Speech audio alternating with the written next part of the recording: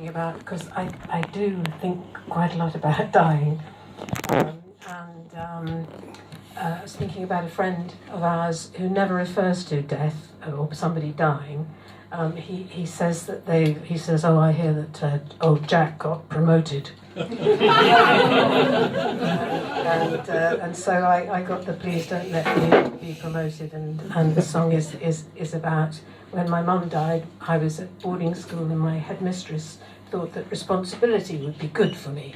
And so she made me deputy head girl, which was a really bad choice, because I was always late and untidy, and so that she was disappointed in me. But she thought that would be a good distraction. And the natural connection between what we were talking about before is that you were promoted. Is that why you said that story? Actually, no one's made that particular connection, actually, although that is a kind of a slightly left of centre connection. Yeah, it is actually. So it's actually true. I was promoted, but not in the sense that my friend actually go the whole hog and die at school. Although I felt like it. I felt like it sometimes. Oh, really? Oh yes, I went to a very old school, boarding school, which was freezing, and I spent about 5 years like this, because I was so cold. They were very, very strict, and we had to curtsy to all the staff when we met them in the corridor. So if there was a long line of them, you spent the whole time doing this. Yeah. Can you curtsy when you're walking? It's hard. Well, we had to, yes. Yes. Oh, sorry. Okay, as you're walking. I'll do it. Okay, there's sort of staff coming along. I mean, if there are a lot of staff.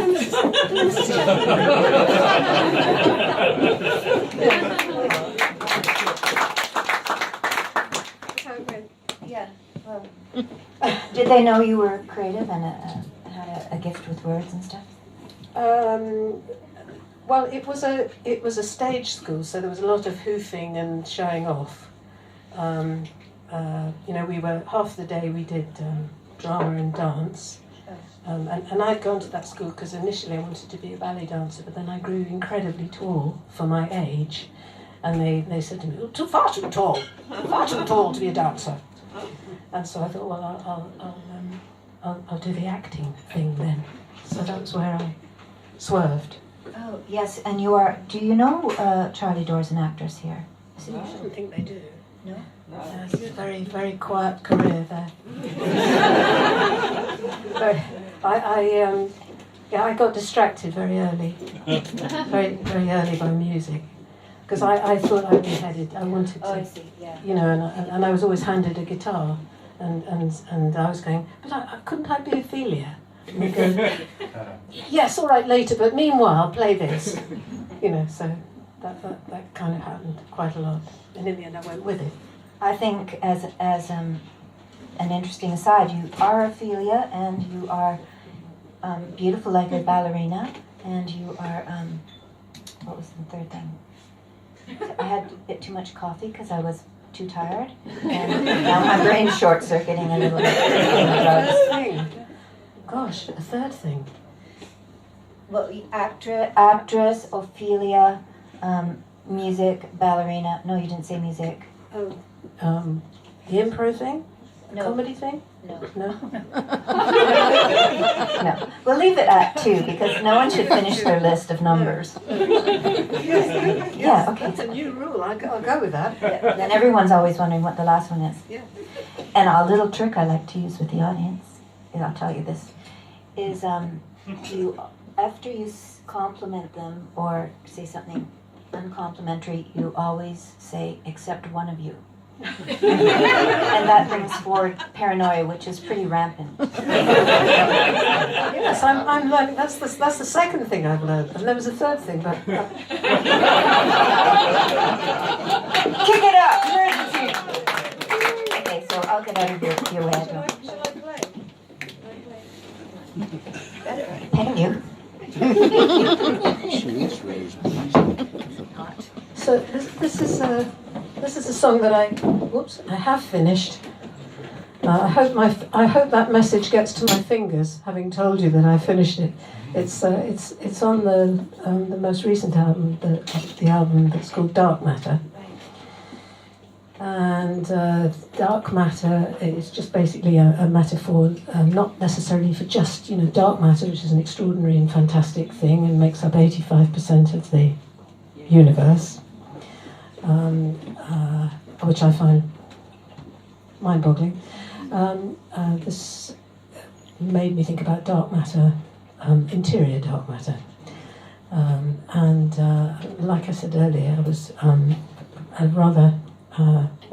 I've never come to terms with being that we finish, that we are mortal. I've never really come to terms with that. I feel like the girl in Daryl Hannah part in Blade Runner when she finds out that she's a replicant and that she's going to be stopped. She's like, ah, what? You mean we finish? And I've always hoped that I'd come to terms with it as I got older, but I don't. And my other half, Tom, said to me, well, it's just like, it's just like falling asleep. You're not frightened of that, are you? But then I became frightened of falling asleep. That's true. Anyway, it's called Nothing to be Scared of. Tom says there are black holes and dark matter is expanding, and maybe when we die, that's where energy survives. And I'd like to believe that's true. I'd like to believe that's true. So there's nothing to be scared of. To be scared of, and that is what I'm scared of. Nothing, the abyss, this is what I'm really scared for. I'll never be prepared for this dance into oblivion. I wanna keep living on and living on and living on and living on and living on. And Tom says, well, when you're asleep, you're really dress rehearsing, and you practice every night when you snuff out the light. I don't like that shade of black, in case I don't come back. And there's nothing to be scared of, nothing to be scared of, and that is what I'm scared of. Nothing, the abyss, this is what I'm really scared for. What I'm really scared for. Never be prepared for. Never be prepared. This dance into oblivion. I wanna keep living on and living on and living on and living on and on. And maybe when I'm older, I won't even care if there's anything there. I will smoke cigars and I will dye my hair like I didn't care. Wish I didn't care.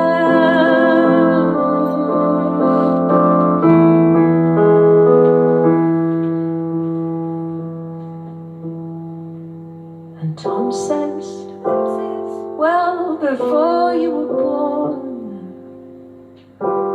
you surfed a lot of nothing, and that didn't hurt. Maybe it's just a circle, and I'd like to believe that's true.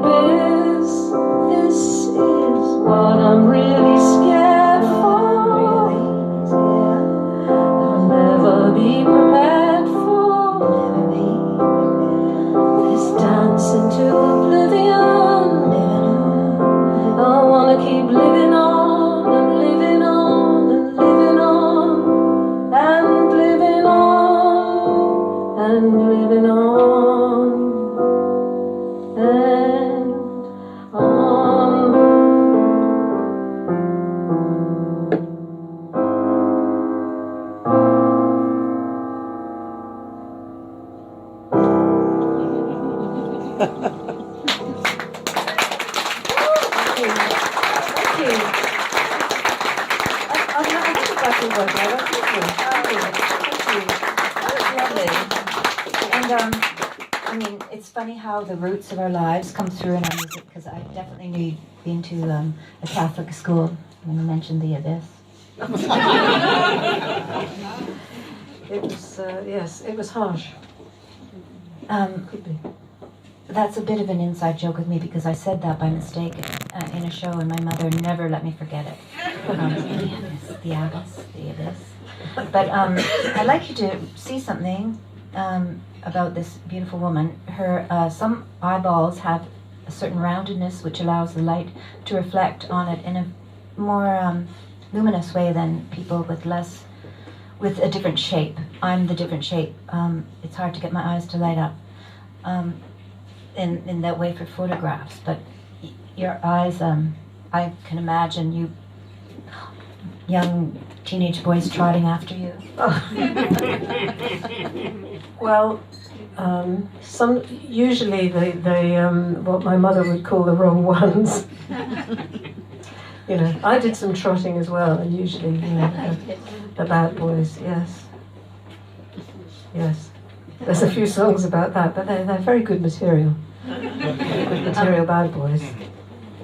I asked Charlie if she would bring a song that she's working on, so that she could maybe talk about how she does it and what questions she has as she goes along, and she said it's okay if I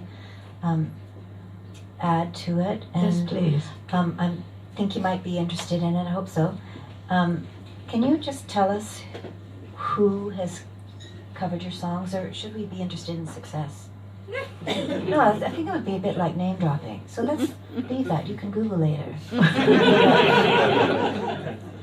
So, but anyway, you're going to play something you're working on. Yes, this is really, this is absolutely not even hatched. But I thought, you know, it would be interesting, and I hope you'll forgive any the fact that it's still wet on the page. I mean, it really definitely isn't finished, and I'm hoping that Jane will help out on some bits.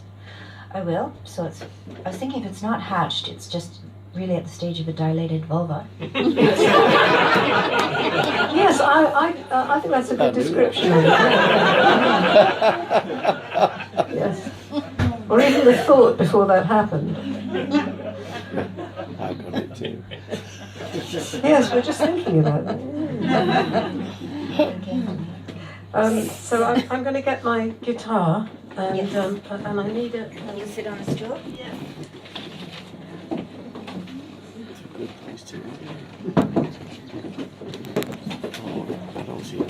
I'm so hopeful that Jane will help me with this. I've actually brought a pen. I mean, that's not a prop. And I actually brought a contract. I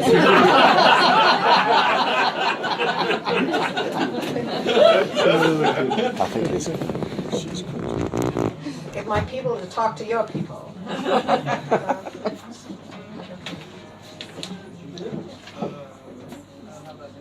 have to write everything in giant print because my eyesight has suddenly gone. It knows how old I am. I don't. Okay. Oh, thank you. Not that unplugged.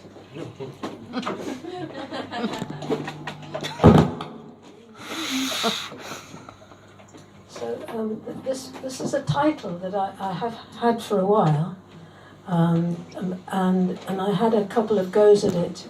It was originally going to be a ballad, and it was going to be quite a sort of well, it was going to be a ballad, okay,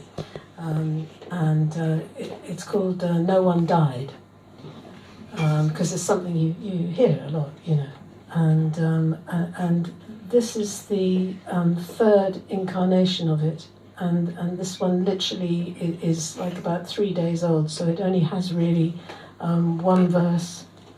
And sort of a bit of a bridge and a bit of a middle eight, but it's all open for. But we're not cutting this lot in as well, are we? Oh no! I thought a middle eight was a bridge. Oh, that's usually with British songwriters, the bridge is the little bit in between the end of the verse and the chorus, and the middle eight is the bit, sort of the other bit, just to the totally different bit. Really? Yeah.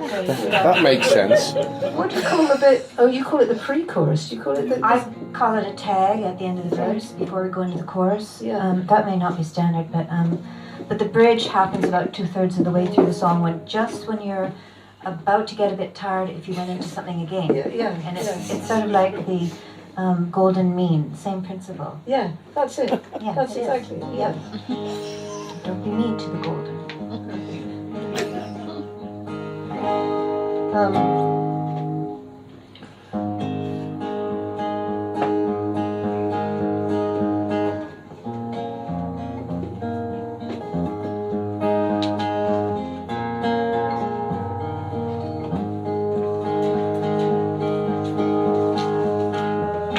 We had a fight, we disagreed. I crawled back to my bed to sulk and bleed.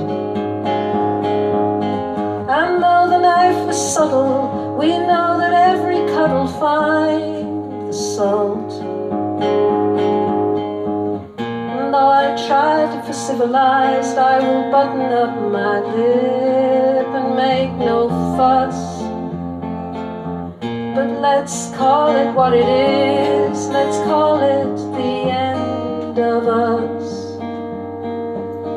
But no one died, no one got lost at sea, no one got stretched off, nobody called emergency. Let's call, then the next bit is, so step away, away, nothing to see.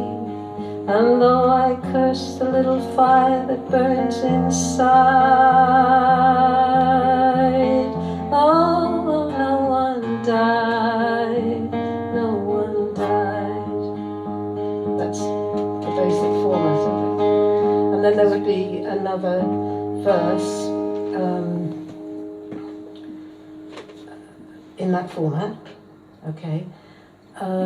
But what I'm searching for is this bit, the what you call the tag. And though I try for civilized, I will button up my lip and not make a fuss. And let's call it is the end of us. I'm slightly Go out of there or to replace that? Well, it's just that I wanted originally. I did this this bit so that the chord sequence repeated itself twice. It just went. And though I try for civilized, I will button up my lip, not make a fuss. And then originally it went. But let's call it what it is, the end of us. Yeah, my ear gets a bit tired. Yeah. So I wanted It's to partly the cadence. I was saying,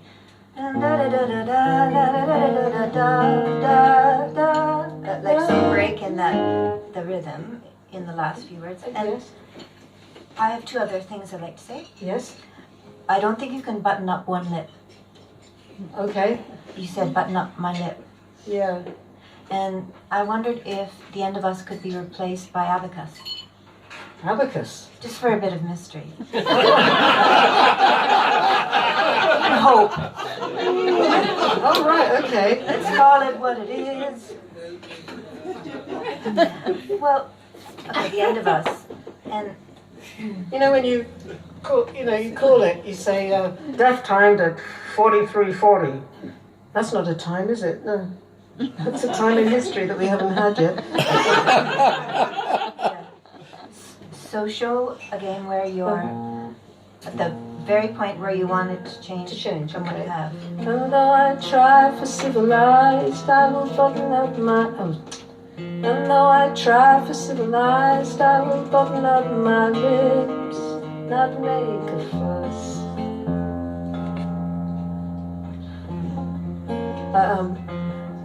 And then maybe, but let's call it what it is. No, let's call it what it is. So reaching on the end of us. Is that enough, do you think? But let us call it what it is. It's just an abacus. I would modulate that. Oh yes, and modulation. This is the queen of modulation. I love the way Jane's songs modulate and they Defect go. in my playing, really. But Yeah.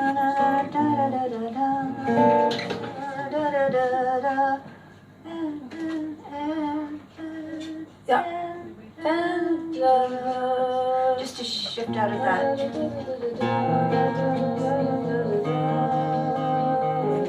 Second time round.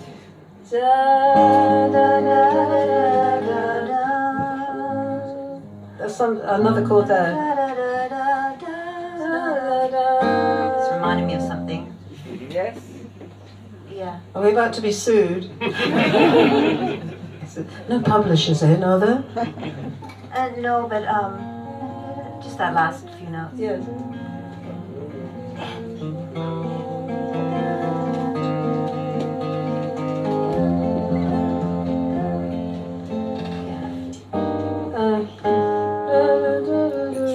Or maybe.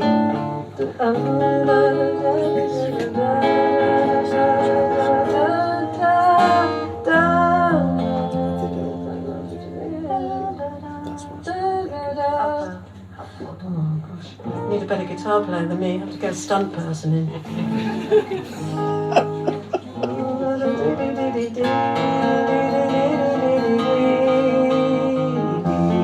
Second time round.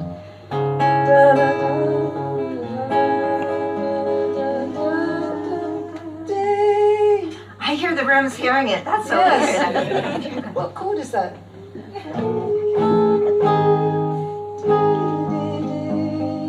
Is that enough of a change? I think you should not be distracted by what's going on here. But yeah, something different there. Yes. And I can't say whether that's it. But but I also would change the cadence of the word rhythm. That's at the end of the line.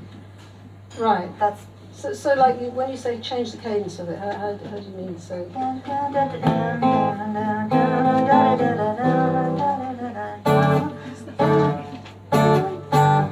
Like instead of Not the same thing again. Yeah, yeah.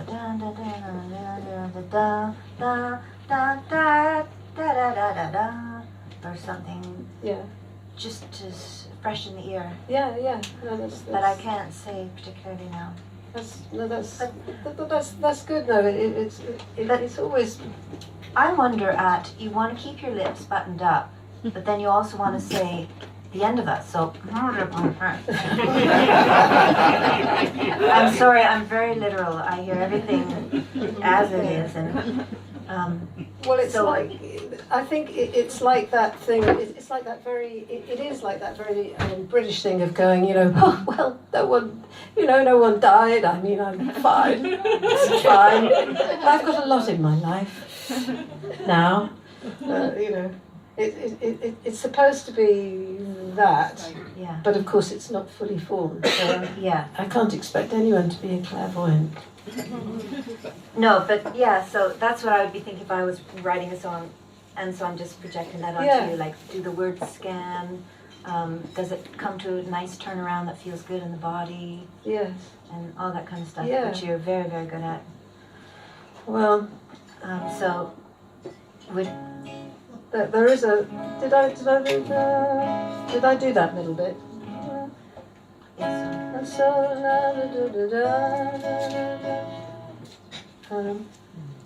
I can't remember if I did that bit or not. I can't remember it sufficiently enough to hazard it. But is the overall concept of it? Is it? It sounds a little bit. May I say whiny? Whiny. Whiny. Oh, I see. Yeah. Whiny. We live just Whiny. north of America, and we just say what we're thinking. But, What, well, as in, like, I'll button up my lips. I won't say anything. But I guess. Well, I suppose actually, I have to say that button up my lip happened downstairs in the room downstairs. It was just written like 60 minutes ago. So it could be that I want to stamp my foot and make a fuss. That would be great. You know. To me. Yeah. I want to hear you like. We could say that's the fucking end of us. There goes our pop radio play. I know. I just say, no, that's the fucking end of you. I'm doing great. Then that's more hopeful. It's not poor me. No, yeah, I agree. I think the poor me thing should only be somebody should think afterwards, you know, oh, you know, she's toughing it out. She's not going, oh, poor me. Oh. It shouldn't be like that. No, you're right. It shouldn't be like that. I don't like poor me songs. But if you really are poor me, you should be authentic. That's true. But it's like it's always funnier in a film, isn't? I'm not funnier. Sorry, sadder. Oops. I meant so the opposite of that. It's always sadder in a film if an actor plays a scene trying not to cry than if they cry wholeheartedly, I think.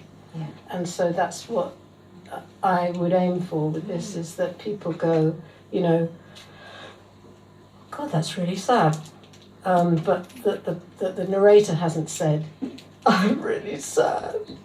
You know. For some reason that's irritating to people, isn't it? I don't know why, but yes. Yeah.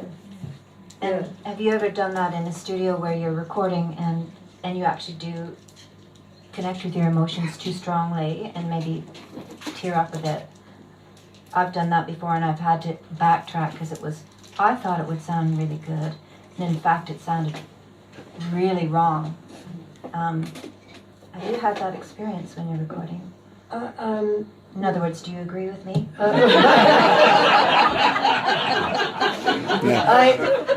I haven't had it happen in the studio, although I have had it happen live. You know, when in a live situation where I've looked at somebody and I've seen their face and I've seen them be upset.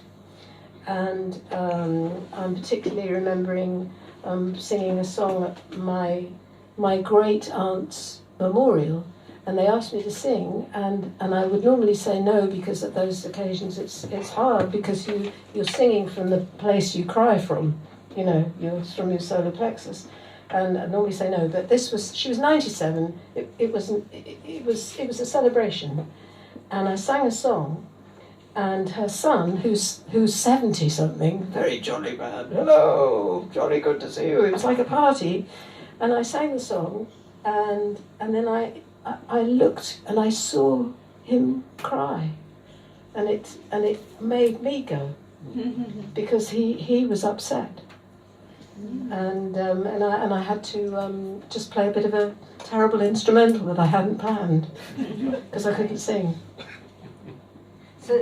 So you weren't feeling connected, but looking at someone else connected to their deeper part made you connect to your deeper part. Yes, and because, you know, at those occasions, it's although she was a relative of mine, you know, it was supposed to be a celebration, and so I was there to cheer people and, you know, do my musician job. Yeah. Those funerals or memorials, I remember meeting a nice old funeral director in Ireland at the airport, and he bought me tea and biscuits. And he told me about being a funeral director, and he'd had an interview on Irish radio for half an hour, and the radio station was very worried because they thought, you know, it'll offend people. But instead, it went on for 3 hours because the lines were blocked because people were all calling in with their own stories about funerals gone wrong. You know, when the you know, the pallbearers are going up the steps and the coffin opens up. Has that happened? Have you been to one that's gone wrong? No. No, I haven't. But I look forward to it. And just so these things, this isn't like leaving a can of worms open. So, you know, worms shall eat my body, from, of course, my Redeemer liveth. Um, I think that it might be good to play the last chorus or verse of the song that you did. That's a finished song, so things aren't left sort of hanging. Is that a good idea? Yes. Or would you like to just truncate? No, I'd like to do that because otherwise it's like, play something you know. Oh. That's what Just every a musician tidy little dreads. last bit. No, it's thank you. Complete the circle. Thank you. Oh, and thank you. I'm just going to unplug. Is that okay? Yeah. And Charlie Dore, thank you so much for taking a flyer. This isn't easy. A lot of people are nervous to do this. So thanks for taking a flyer. And thank you. Thank you for inviting me. I know people say this a lot, but I really am honoured to have a chance to do this with you because I'm like these people. I'm a huge fan. I'll get off the stage, and then we'll take a break after this.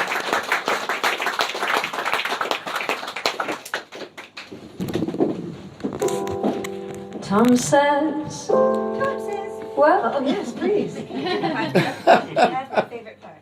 Tom says. Okay. Tom. Sorry, I have to run up the runway for that. Tom says, well, before you were born, you surfed a lot of nothing, and that didn't hurt. Maybe it's just a circle, and I'd like to believe that's true, like millions of people do. But there's nothing to be scared of. Nothing to be scared of. And this is what I'm scared of. Nothing. The abyss. This is what I'm really scared for. I'll never be prepared for this dance into oblivion. I'm gonna be living on, living on, living on, and living on, and living on, and on. Tom says, Tom says, Tom says. Charlie Dore, thank you so much.